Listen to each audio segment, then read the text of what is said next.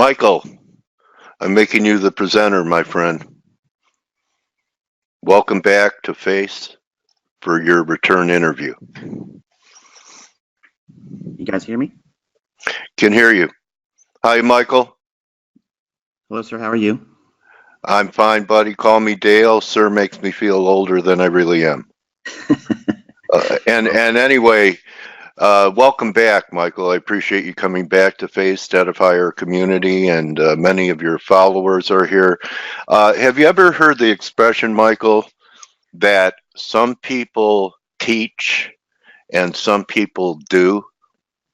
I hear it all the time. I get accused of teaching only because I can't do it. That's right. Okay, so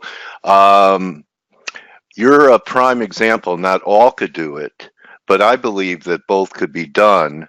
And you could even take it to sports, Michael. I mean, I remember a lot of great player coaches. Okay, they were still on the court, they were still out there on the field. They were grizzled veterans. They could still play the game. And in our game, we don't have physical limitations. You and I could be doing this when we're 80 years old. But there are people that can teach and do. In fact, the best teachers are the ones that can explain what they do that's effective. If you can't do it, I don't know, what's there to teach? Right. How not to do it? So anyway, right. I think that I get that question too. I think we are player coaches in the trading arena, and it's great to have you back. And I'm looking forward to learning from you, Michael. I also want to congratulate you on what has manifested from your teachings. You know why?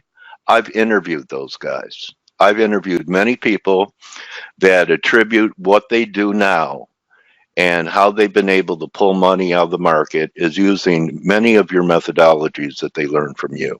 And so, that's a pretty cool legacy to have spawned successful traders.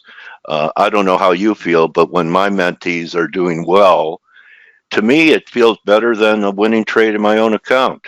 How about you? Absolutely. I often, I pray for the ability to do that for all my students. And when I see that, it's such an encouragement, not just as a trader, but as a human being, because today's world, we don't see a lot of that. And if I can be a positive contribution to that, to help them build a better family life and provide for other people, that's a win-win situation for me. Yeah, so I think that you and I have that in common too. Of course, we want to do well here, but we're also laying up treasure somewhere else, aren't we? Amen. Okay, buddy. So I'm looking forward to hearing what you have to say about how you formulate your daily biases. I see the risk disclaimer. Everyone here knows that you shouldn't be trading with your mortgage money. In fact, Michael, you know what I used to do when I had my own IB and I was a broker and someone wanted to open an account with me? What's that, sir?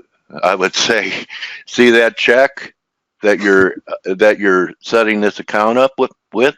And they go, yeah. So I want you to imagine striking a match and lighting up that check. And if that makes you nervous, it's not risk capital. I don't want the business. Right. It's a good right. Okay. So everyone here that hears us every day and hears you, they know this is high risk. And you know what? You can't click the mouse for anybody and they can't click it for you. We're all captains of our own ship anyway, in my extremely accurate and humble opinion. Absolutely. So let's proceed, buddy. All right, sir. First of all, thanks for having me back. I did it, I think it was a little bit over a year ago, the last time I was here. Yeah. And the discussion I want to have today is something as an educator, I get this more than any other question ever. It's the daily bias. And you've been in the education business it's just as well as anyone else. And isn't it something of a frustration to try to communicate to folks that just because a daily bias can be derived, it doesn't always mean that there's a daily bias for every single day. Right. Yeah. Tom Petty, the waiting is the hardest part. Right. And the folks that you guys got collectively here, I can appreciate what you're doing. because number one, you're providing a service for a community, and you're trying to grow a community, which is fabulous. But it's also very hard because you're going to have varying opinions, different styles. The audience members are going to be so diverse. The complications come with trying to form a bias that will still complement your specific criteria or your model. And today, I kind of like wanted to give a very generic approach to how, using what I understand about price action, how anyone can come into the marketplace and just simply plug and play this, I guess, concept. It's not so much a trading method or a system or anything like that. It's just a way of interpreting a likelihood scenario. Okay. Now, I do lean on this a lot, and there's a lot of things that I can't obviously cover, not because of the protective side of the thing, but the time. It takes so much time, and I could talk on this literally every single day with you for 6 or 7 months and really not really scratch the surface of what's available. And I'm going to give you a primer for your audience to kind of like go into the charts and see if what I showed you today is in fact what actually happens on a week-by-week basis. I actually use this every single week on Twitter.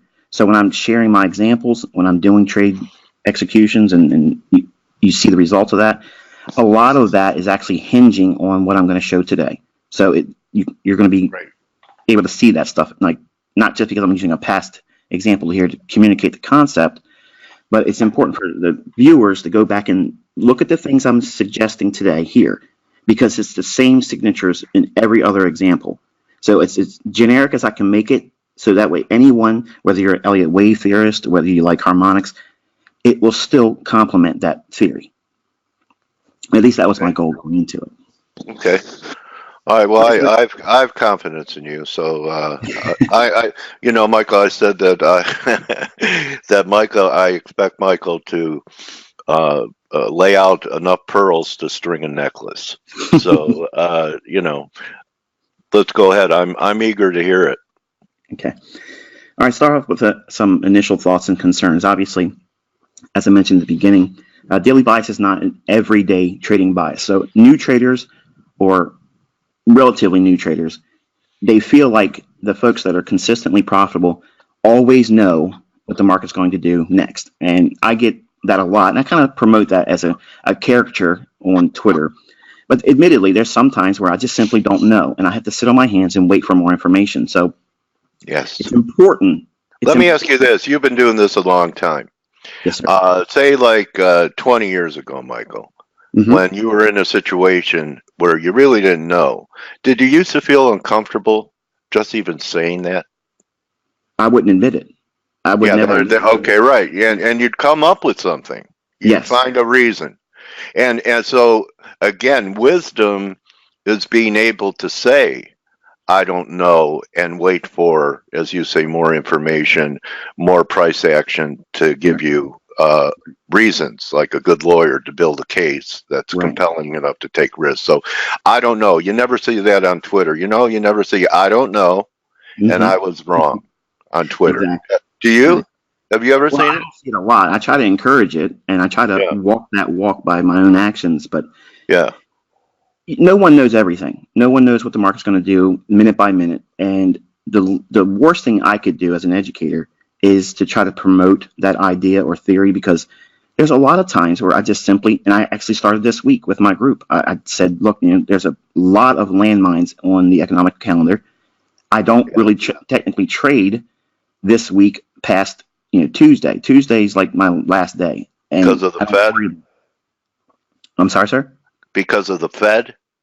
Well, that and non-farm payroll. Typically Monday, Tuesday, up to Wednesday's New York Open. That's like the cleanest price action you're going to get. So that's extra. I'll toss that in there for no charge.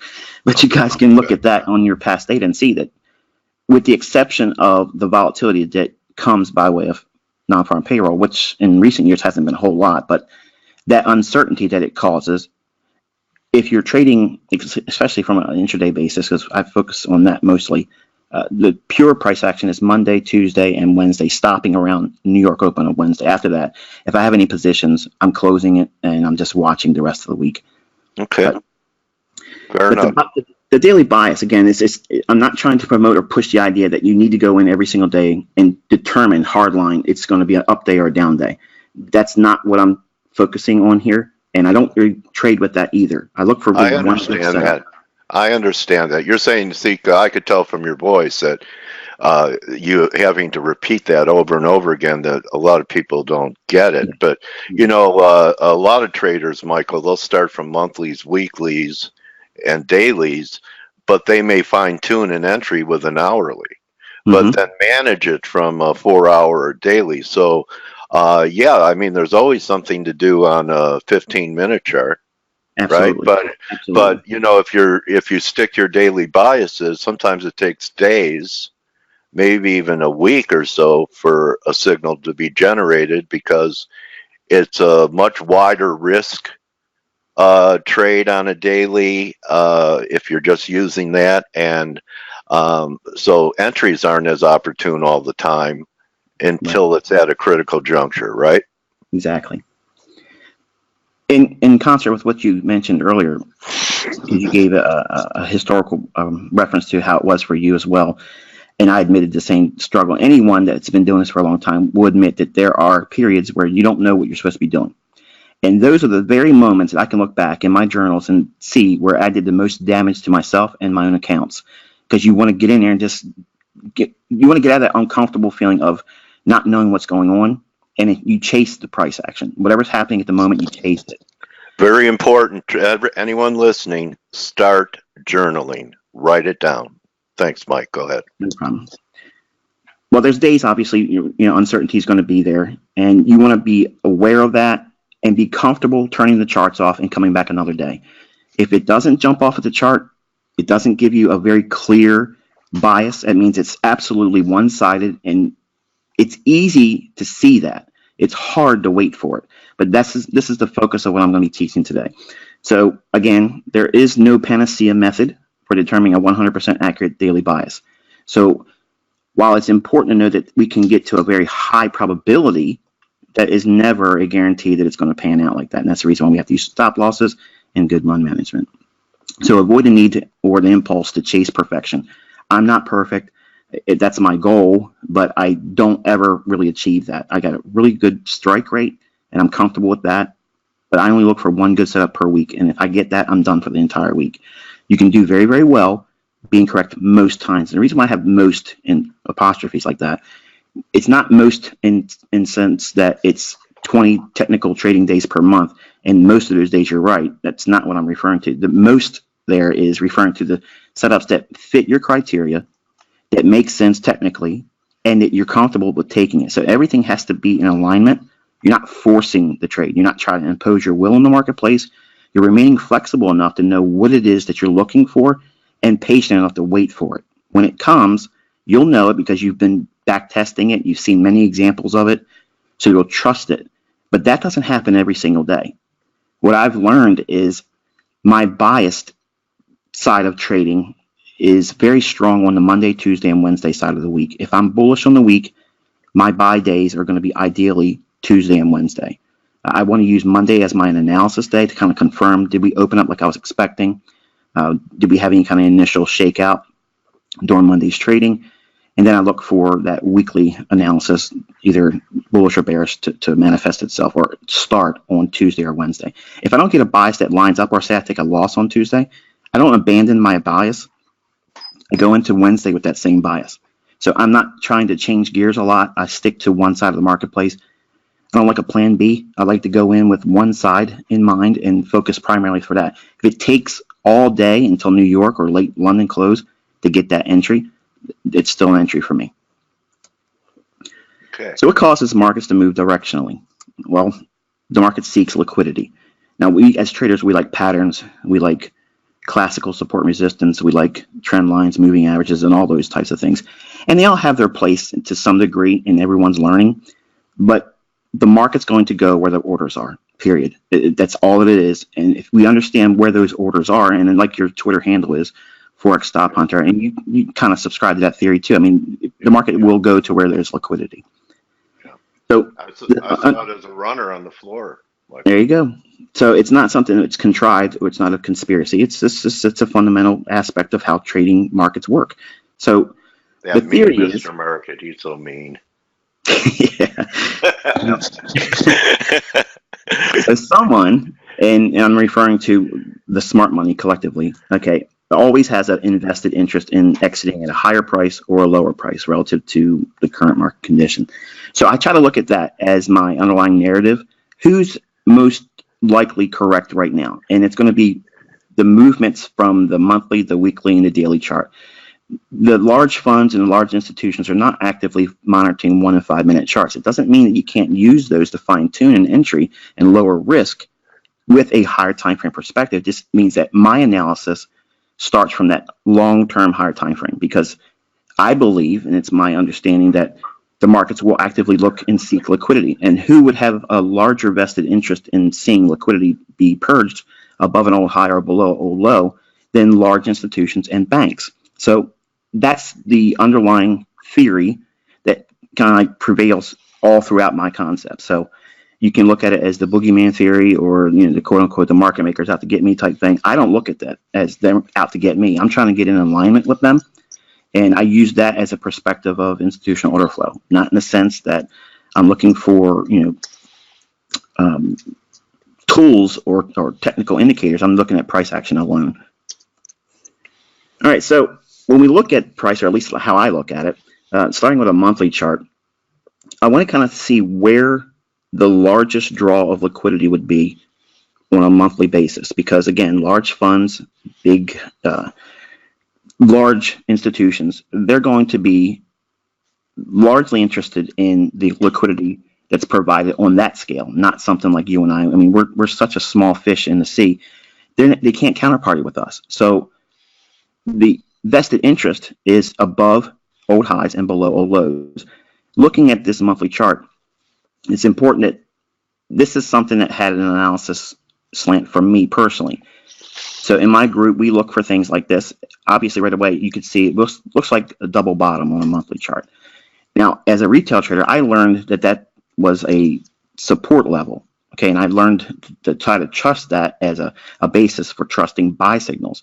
I learned by many examples getting burned by that I had to change my perspective on it. So I went into the markets looking for the opposite to happen. If I see that happening, where the market creates a double bottom or a double top, I'm expecting a scenario that they'll run through it and go below it. So the focus is going to be these relative equal lows. And for the sake of explanation, that low for that period is 112.15. So that's going to be the level that we're going to be using as an example. This same approach is used in any market, any asset class. Okay, so it's not just a Forex thing, because I'm kind of like known for Forex. I did the same stuff with S&P. I called the recent move in S&P relative to the equal highs on the S&P daily chart. I think that's what we're aiming for. Do you agree, Michael? The only difference is the title, the beta, and the leverage. Yes. Yes. A chart is a chart is a chart. That's it. Price is price. It doesn't make a difference. Okay, bro. So moving on into that monthly perspective, whenever I see a turning point, a swing point, all I need is 3 candles to do that. I know that there's a likelihood that the market will expand to the downside. In this case, we see a swing high that's noted by that arrow that's pointing down. That's the highest of the 3 candles, one to the left, which is an up close candle, and this candle right here. This completes. When this month closes, the very next trading day, I would hold a bearish market bias for the Eurodollar with the expectation they would hunt this liquidity. So right away, you got 80% of the work out of the way. You know what you're going to be hunting for at the beginning of the month. Right. So what we're looking for is, in terms of high probability, is you want to see the expansion, not the completion of the monthly candle. You just want to see the expansion directionally higher or lower. In this case, we got a swing high forming. We have a double bottom formation, pseudo double bottom. And I believe that would be enough to warrant a look, if you will, a deeper inspection of whether or not there's going to be something that would provide a run down below that 112.15 level. Okay. On the weekly chart, we start the week on Monday. I don't look at Sundays so much. I used to in previous years, but I just don't worry about them anymore unless it's a big, strong gap. But apart from a gap, I'm not really considering Sunday's data. So Okay. Monday of the first trading week of March, I'm going to go into the marketplace looking for a scenario that warrants expansion on the downside, and I'm going to be looking for two things to happen in the marketplace. On an intraday basis, I use a 15-minute and 5-minute chart generally for my fine-tuning of the entries. But I have to look for setups to anchor on, because I just can't indiscriminately go in there and just, I'm bearish, I'm going to sell short because it's Monday and I have nothing else to do, or I'm uncomfortable waiting. I'm waiting for something specific. And I want to wait for some kind of a proof, if you will, that the markets are in fact starting to move in that preconceived idea of a bearishness that I've arrived at only from a monthly chart yet. On the weekly, I note the same level as it's shown here, 112.15. I think the draw is going to be on that. In other words, I think the market's going to want to go there. So in the beginning stages of when I started learning as a trader in 1992, I was focused about getting in, the entry pattern. Give me the entry technique. Give me the where should my stop be? And I didn't spend a whole lot of time with where's the market likely to go to and why. What's the reason why it should go to that specific level? Not so much because you can give an excuse. I mean, think about it. You've been doing this a long time. How many theories and concepts is there to get you into a marketplace? There's hundreds of them, right? Yeah. But you have to find something that suits your personality. Exactly. So what I had to do was work on that weakness of mine, which was understanding where the market should go. If it's reaching for something, there should be some kind of a narrative or storyline that would justify that. And if I see signatures or elements in price action to support that, then I have a loaded deal in my model. It doesn't mean I'm going to be right. It doesn't mean it's always going to pan out. It just means that I have a high probability scenario that's defined by my model. So starting the week here, and this is the first week of March, we'll be expecting downside expansion. And again, I'm not trying to predict the close of the month. I'm not trying to predict the close of the week. I'm just looking for volatility in a predetermined direction. In this case, it's bearish. Have I made the point of why I think it's bearish clear enough? Yes, to me. Okay. So moving into the daily chart, what I've done here is delineate the chart to a point where you can see in very short fashion the market does in fact attack that liquidity below 112.15. Now, and that was it. I'm sorry, sir? And that was it. Yes. This low, I don't think of it as this is old support, so therefore when it trades down here, I want to buy it. When I'm above it, I'm thinking I want to get under there because there's going to be liquidity under that. And that's what the market, in fact, tries to do almost every time frame. If you understand where the most recent price move has began, then you know where the liquidity is. And there's a lot of discussion about where's the stock. So you use the word liquidity. Yes, and the liquidity, a lot of the things like when taking out lows and highs are about electing stops above the market, below the market. People ask me, Dale, how do you know where the stops are? And you just showed us an example. You had a key swing low. People go, I say, just imagine you're long. Where would you put your stop? Mm-hmm. And they, will say under that swing low. I said, well, that's where everyone else's is too. Don't put yours there. Right. Maybe even take advantage of it going into there. So yes. A lot of these are stop hunts that when you say going for liquidity, would you say 90% of going for where the liquidity is are stops, Michael? Yes. That's what I refer to it as a low resistance liquidity run. Okay. And it's something that if you go through all my free tutorials, it kind of like repeats itself over and over again, different little components of it. And all I'm trying to do now is just break it down so inside of a 30-minute discussion, you know exactly what you're supposed to be doing. Okay. And then you can practice with it. And then your audience can go back and see it's there all the time. Every single week, it's doing something just like this. Every single week. And I'm only looking for that one scenario that fulfills that role. So it may not do it this week in euro. It may not do it in cable, but it might do it in dollar Swiss. It might do it in dollar yen. It might do it in gold. It might do it in S&P. I have a small, very small universe of markets that I follow, but I get a setup every single week. Okay, let me ask you this: Why a small universe? I think I know the answer, but why don't you tell us why? Well, personally, I have attention deficit disorder, and I have a very short attention span. So it's Okay, easier for me to manage that, but I think it's also something that should be done as a new trader, even if their interest lays with having 28 markets to follow at some point. Initially, you want to have your focus on one or two and just learn trading on that. If you try to do too many things, if you look you at lose your focus. You yes, lose your focus. exactly. You can't adhere to a model, especially when if we look at currency pairs. The dollar going up should mean all the other foreign currencies bend the knee to it and go lower. But sometimes that doesn't happen. Sometimes some foreign currencies consolidate, and it can Yeah, be very frustrating. So if you just reduce your focus to one or two and yeah, just simply use a barometer like I do, the dollar index. I mean, if I had a yeah. gun to my head and I was only told I can only trade three markets or follow only three markets, it's what I'm doing now. It's the dollar index for overall directional bias, and then I mirror that with my euro dollar or British pound. That's it. They're the only two markets I really actively look at. Okay, it only takes one too, Michael. You know how many Yes, guys never left the cattle pit at the exactly, CME and exactly, were driven home by chauffeurs? exactly. They didn't care what was happening in the hog or belly pit. They knew one market like the back of their hand. Yes. And when you say they knew the market, it's not that they only know that technical aspect of trading for that market. They know the levels. They know Yeah. where the levels are for that number, for that They also peg. held the stops in their hands. Exactly, exactly, exactly. They're the inside track. Yeah. So if we're looking at the daily here, I want you to think about it in terms of what we would expect or what should be expected, a run down to that low, attacking that liquidity. The reason why they're going to want to take it down there is for us to get out of a short, we got to buy it back.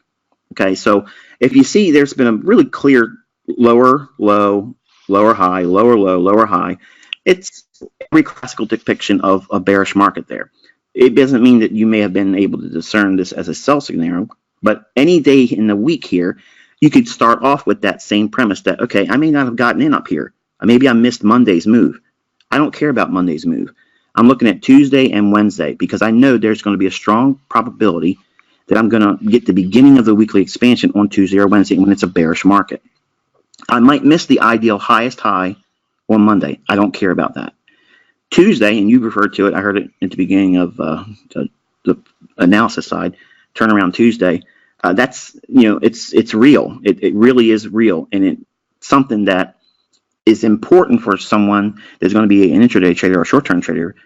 If it's a long-term position trader, not so much of an interest, but it's fascinating to see the reoccurring phenomenon like a Yeah. Tuesday, high of the week or the low of the week formation. But if you have a bias Yeah. that starts ahead of the week, you can sit Right. on your hands and wait comfortably, wait for Yeah. Tuesday's price action, and then you have something to work with. Whereas a new trader or someone that without a model or without a procedure, they're being constantly pulled in all different directions of what they should be doing. And they go into Twitter, they go on social media, they go to other websites, asking everybody else, theoretically, Yeah. what they should be doing. And that's not a trader. That's someone that's following. So, It's a tragedy waiting to yes, happen. yes. Yeah. So Well, what do once you I think of have euro? Where's euro going? Up, down, up? When exactly, anyone asks me a question, is it going up or down? I usually say, shut. You know what should go down? Your platform. Shut it down. yes, Okay. exactly. As soon as you ask someone else your opinion or their opinion about a market, it's not your trade anymore. It's not Yeah. yours. And so you How just can don't they learn too? I mean, but exactly, just by following someone and hoping money will drop into their account. What exactly, I like about what you do, Michael, is you teach your mentees the whys. That's the most important part. Not right, the whether the trade is successful or not, because when they have the whys, when right, you're in an island and you're burned out from teaching and you don't want to do it anymore, you've left them with tools they could use for the rest of their trading career. They know the whys. right, right. Well, we're going to take a big jump ahead, Okay. from moving from the monthly to the weekly and the daily. Everyone's familiar with a standard top-down approach. What kind of like separates me from the rest in terms of my view on the marketplace is the order block. Everyone kind of like draws that assumption, okay, oh, that's that order block guy. And it's many times related to, erroneously, I think, that it's supply and demand. It's not supply and demand. It's a very specific component that's in price action. And while every supply and demand zone in that classical view of price action, I don't subscribe to that. I have to have something that supports the idea, and then I have a specific price level in mind. I'm not looking at a zone. I'm not looking at an area. Okay. You're not a good prospect for Online Trading Academy. Yeah, unfortunately, I'm not. But I think it's a good, again, it's a good foundation to start traders thinking like that. Yeah. But I think if anyone spends time with it, they'll outgrow it. Okay. So I want you to take a look at this level right here. This is a bearish order block. Now, what makes it a bearish order block is the fact that we had a swing high here, and it's the last up close candle. Okay. Institutions, large banks, large traders, they have to move a great deal of size. And if you ever talk to anyone that is a large trader, they have to move in the opposing direction to get the proper counterparty for liquidity purposes. This run up, this is a very high probability signature if we trade back to it after it drives away, in order to move quickly away from it. I don't care about how far we go down. I don't care about any of that. All I'm waiting for is a time for it to trade right back up into it. Notice going into March, we already had a bias that it should go lower. Right. This is the key level you would be waiting for, the very, very low. Now, if it were to hit this level at a specific time of day, like a London Open or a New York Open, the probabilities go through the roof in terms of it's going to be sensitive at that level. I'm going to tell you it's not necessary. You don't need that. What you're going to do is you're going to wait for that same pattern to form. What I showed on the monthly chart, the swing high, you're going to see it's same pattern here fractally. We have a high, a higher high, and a lower high. So it's 3 candles forming at a bearish order block. If you see this signature on a daily chart and it's in concert with a weekly and a monthly bias that's bearish, all you're going to do is go into the next week on Monday, Tuesday, and Wednesday, anticipating a expansion on the downside. But the caveat is you have to have a level that's determined. Now, if we just completely looked at a daily chart and take the monthly and the weekly completely out of the conversation, you still arrive at that same fractal of here's a stop hunt right here, waiting to be taken. Okay, so all I did was use the higher time frame monthly because there's going to be a larger pool of liquidity below that monthly low. Yeah, got it. Okay. Mm-hmm. So we're in a daily. I've mentioned here on the chart and annotations that the market sees large candles running down into the liquidity pool relative to that low that we've determined on the monthly. If you look at that portion of the movement right there, that is the entire weekly range on the downside. That is enough. Now, if you just take a third of that, for me, I think that's fine. There's nothing wrong with that. I think it's a reasonable objective to hold for a new developing trader. Most books aren't going to tell you to do that. They're going to tell you to push your edge as long as you have your edge. I've learned that your edge, if you keep using it, it dulls it. So I have to really pick your place and time when you want to use your edge. And that's the experience factor. You're not going to get this the first time you look at it. You're not going to watch this video and say, okay, I'm going to crack open pound yen, and I'm going to destroy the market next Monday and Tuesday and Wednesday because I watched this video.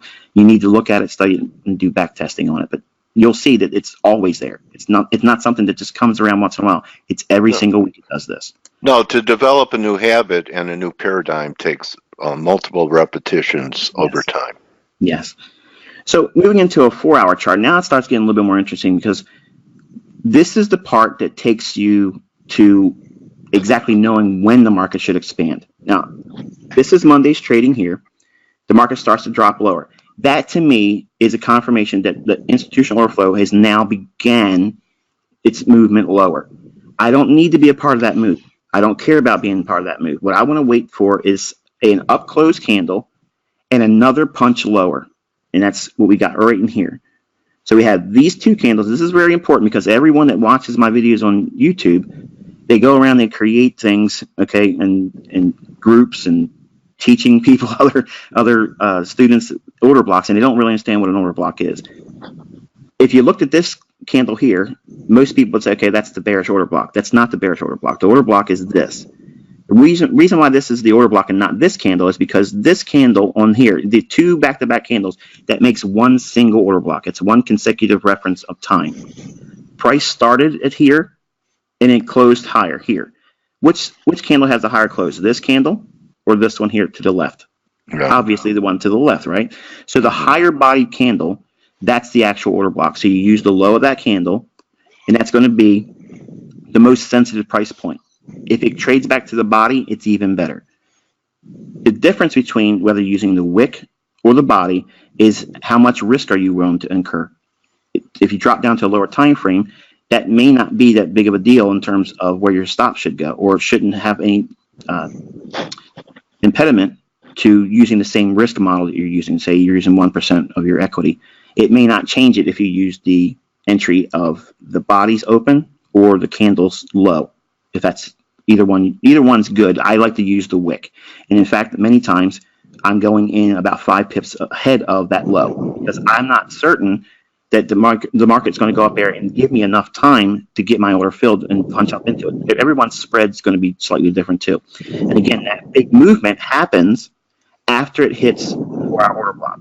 So for the listeners, everything up to this point here probably sounds very similar to classical support and resistance and classical, top-down analysis. The thing I want you to take away from it is if you have a bias that's derived from the monthly, the weekly, and the daily, and you expect some daily low to be ran out or a weekly or monthly low to be taken out, that is the basis of your foundation to a daily bias. Now, notice that every single one of these 4-hour candles is not a down close candle. There's some retracements in there. You want to see this retracement happen and still have that range unprobed. In other words, this low, that 112.15, this is untapped liquidity. So if we get an up close candle and it trades right back up into that, right, that's the setup. And then what is your bias? The very next candle or the very next day, you're selling short. You want to be selling short.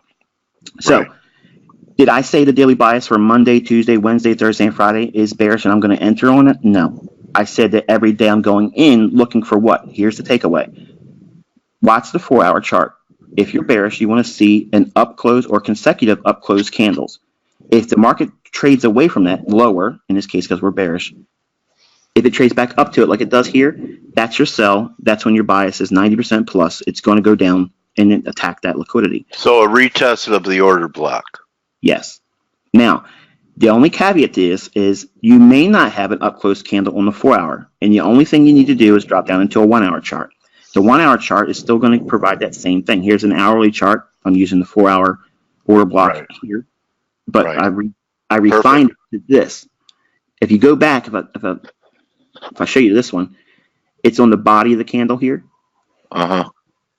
This one here actually refined it and moved the level right up to these two candles because these are the highest up close bodies. And this one, even though it has a very small body, it's still up close. So consecutively, you have to incorporate both of these to create the order block. And again, the same model is you use the low of the candle. And I'm going to be in there 5 pips below the low of that order block.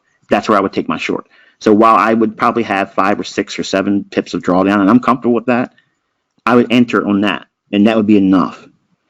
For a daily bias, this is the day it hits it. So the very next day, I'm selling short. I'm going into London because London has the likelihood of creating a high low of the day. If you have a bias. Yeah, why is that, Michael? I've noticed that for years. And you know any reason why the majority of turns happen in the London session? I have a theory, but it probably won't be in alignment with most of your viewers. But I believe the price is delivered by an algorithm. It used to be open outcry and all those things. But I think I can prove it if we sat down for a little bit of time, that everything, especially in the currency markets, are delivered by an algorithm. I don't think that it's like what people think it is. It's not a free market. I think it's 100% manipulated. And I think the daily high and the low is formed and determined before midnight every single day. And it might be uncomfortable to hear that if you're a trader and maybe you've been trading for a long time. But I've kind of prove it like every single week. But again, that's outside the scope of our discussion. Okay, bro. So the very next day, we have the open and I'll show you what that open is in a minute, but the price runs initially higher. Now, as a new trader, when I first started, I would see this because I'd be watching 5-minute charts on Supercharge was the program I was using back then. And if I saw a 5-minute chart start tearing off the outside, I'm not thinking selling short. I'm looking to buy it.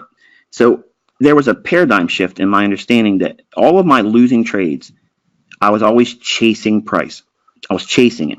If it was moving fast in one-sided direction on a very short-term time frame, I was in there. I was doing S&P bonds. They were on 2 markets. I was trading as a futures market trader. And I was getting burned constantly. And then I realized in certain times of the day, it would do these like fake moves. And I just dubbed it as a Judas swing, like a Judas goat leads people into, well, not people, but leads sheep into the slaughterhouse, but right for the slaughterhouse entry, it goes off a slightly different path, and it's not going in the slaughterhouse, but the sheep gets slaughtered. So this, to me, is like a Judas swing. It's a fake move. When that happens, and it runs above a short-term high, it's the same stop hunt, just in the opposite. So we're going to use this order area here, okay, of liquidity. What's going to be resting above that, Dale? Right above this short-term high, or if it went as high as this, what would be resting above this high? Either one. At least one buy stop. Exactly. There's liquidity on the buy side. So if you're going to be selling short, wouldn't it make sense to sell in a very rich pool of liquidity of willing buyers? You want to sell it to them? Yeah. That's what the market's doing. Give them, when they line up to buy something, sell it to them. Exactly. So building a short position with the bias, pairing your order with buy stops, a known level that's clearly, you can easily see it. They run that. Now, your bias, the bias that's been determined from a large liquidity pool from a monthly, the weekly, and the daily, that's your target. You're not getting out with 10 pips profit. You're not getting out 25 pips. You're not looking at harmonic this and on trend lines that. You're looking for where the orders are, and you hold for that. Now, you can take portions of your trade off at things like patterns and expansions and Elliott wave type things. All that's possible. You can still do that, but always hold a piece of the position on to get down into this area. And I want to kind of talk a little bit about this area right in here now. Moving in from that level right here, again, this is that order block. That has to happen on a Monday, Tuesday, or Wednesday. Notice this is Monday's data, this is Tuesday's data, this is Wednesday's data. Again, I'm not trying to teach an everyday bias. I'm teaching you, if you want to sit down, you want to find one good setup per week, this is how you do it.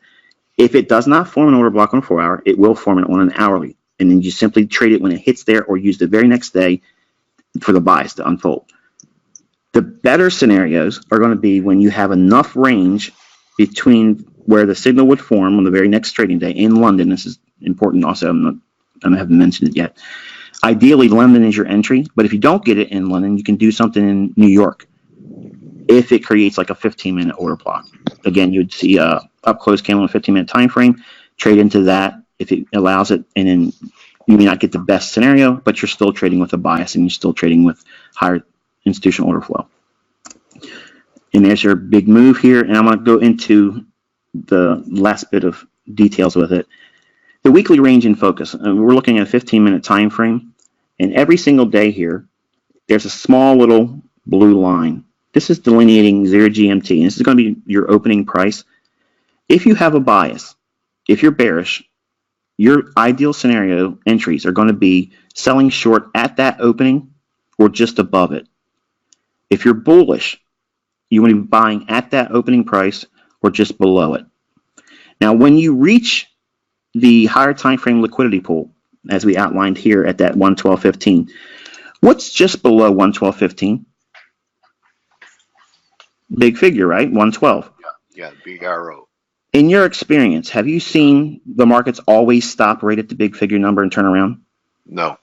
Right. There's going to be some measure of liquidity and orders that stack above, below, and sometimes a little bit deeper than just a 10 pip or 15 pip run. In fact, Michael, and that's the last interruption. When everyone's looking for one price and it's bandied about quite a bit, it either doesn't get there or it becomes meaningless if it does. Right. So have you seen that too? Oh yeah, absolutely. Yeah, absolutely. The more talk about a number, the less I'm interested in it. I'm not concerning myself with it. Okay. So Thursday, we see the price drive above that opening price. There is your cherry right there. That's what you're looking for. All week long, you're going in every single day with a bias. I want to sell short London. I want to sell short New York. One of the two, I don't care. Monday, yes, it drops down. It gives me confirmation that, yes, institutional flow is starting to move lower. Great. Now I want to see the market show displacement. I mean, displacement is a sharp, sudden move in one direction. In this case, we're bearish. I want to see a sudden move lower. We see it here, right in here. Here's that return back to the order block. Now, this is London close. London close on Wednesday. Now, some people might say, well, I don't want to enter in London close. Well, you don't have to. You can, ideally, but you want to use the very next trading day for your bias. That means the bias is going to unfold generally on Thursday. And now think about this. If the market has been slightly lower and consolidating, and you know that this is a large draw on liquidity, in other words, there's a big pile of stops below that, and it's Thursday, and how much time of the week do we have left? It's not much time left, is there, in terms of days? I mean, you have Thursdays trading, and then you have Fridays trading, and Friday many times doesn't have a whole lot of follow-through. It's usually capped by Thursday's price action on the weekly range, or we get a complete reversal on Friday. So from a weekly range standpoint, I know that this deal, okay, with a bearish bias is going to have a lot of magnitude and expansion with speed. This is a big hallmark to one of the biggest learning curves I experienced with studying time and price.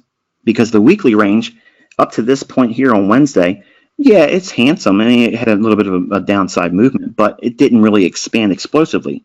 On that Thursday, I challenge everyone to go look at the economic calendar for March 7th, and you'll see the economic driver that was already in place. Just like we can look at the economic calendar this week here. We have FOMC, we have non-farm payroll, we have some big, heavy, risk factors in the economic calendar. On this day, you're in here with ECB, so it's okay. It's a big magnitude event. But the bias was already determined from a monthly chart the previous month. So even though it took 7 days of the calendar of March to get to that particular day, every day you go in looking for a scenario. You have to have several things in place. The bias you determine from a higher time frame. Where's it going to go to? That's the liquidity pool. What are you waiting for? You want to have confirmation. What confirmation is that? You want to see that the market starts to drift lower and then it gives a sudden sell-off. What that sudden sell-off does is that it's a footprint that smart money has really moved a great deal of size. They can't put all their position on in that first move. So you wait for them to come back and give you a double tap. When it gets up in here again, whatever portion they couldn't get on their first move, that's where they're going to do it. And then once it does that, it does not spend They a lot had of one time. more chance too. Exactly. Yeah, interesting. So the higher time frame liquidity purge that takes place below 112.15, when it gets to the 112 big figure, I always anticipate 10 to 20 pips below that. And we see just about perfectly 20 pips below it sweeps down. Now, this liquidity has been purged. Now, can it go lower? Absolutely. But what I do is I move to a neutral stance. But if you're a day trader or a scalper, you can switch and go into reversal mode. So as I mentioned, when we're bearish, you sell at or above that opening price when you're bearish. What do you do when it's bullish?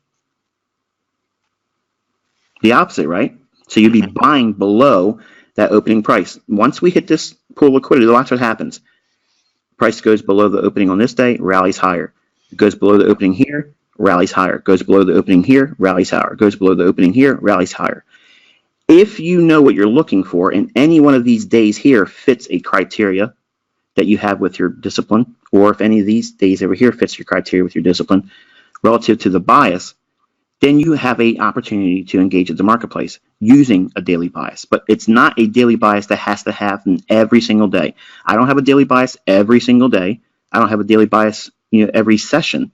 I could have a session that's bearish London with the expectation it's going to reverse in New York. Is that a daily bias? I guess it could be called a daily bias, but I look at it as it's a session bias.